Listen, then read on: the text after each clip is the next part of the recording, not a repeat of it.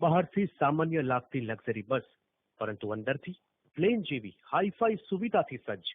આ સુરતની એક ટ્રાવેલ એજન્સીએ મુસાફરોની સુવિધાને ધ્યાનમાં રાખી 2 કરોડના ખર્ચે ખાસ સુવિધાયુક્ત બસ ડિઝાઇન કરી છે.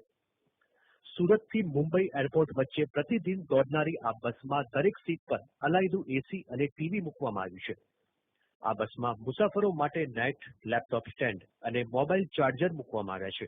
તો લાંબી મુસાફરી દરમિયાન અગવડ ન પડે તે માટે પેન્ટ્રી રૂમ, ફ્રીજ અને વેક્યુમ ટોયલેટની સુવિધા પણ આપવામાં આવી છે.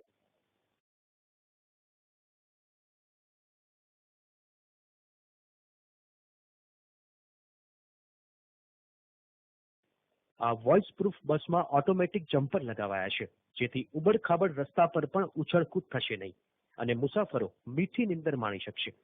આ 150 કિલોમીટરની ઝડપે દોડતી બસ 3 કલાકમાં જ સુરતથી મુંબઈ એરપોર્ટ પહોંચાડી દેશે. આ બસની હાઈફાઈ સુવિધા માણીને સુરતી લાલાઓ પ્લેનમાં બેસવાનો રોમાંચ અનુભવશે.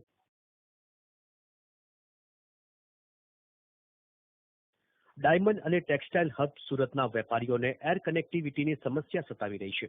આ વેપારીઓ કામધંધા અર્થે વિદેશ જવા મુંબઈ એરપોર્ટ પર કારમાં પહોંચે છે, ત્યારે 2 કરોડની અદ્યતન બસ મુંબઈ કે વિદેશ જતા વેપારીઓને અદ્યતન સુવિધાની સાથે આરામદાયક મુસાફરી પૂરી પાડી શકે છે.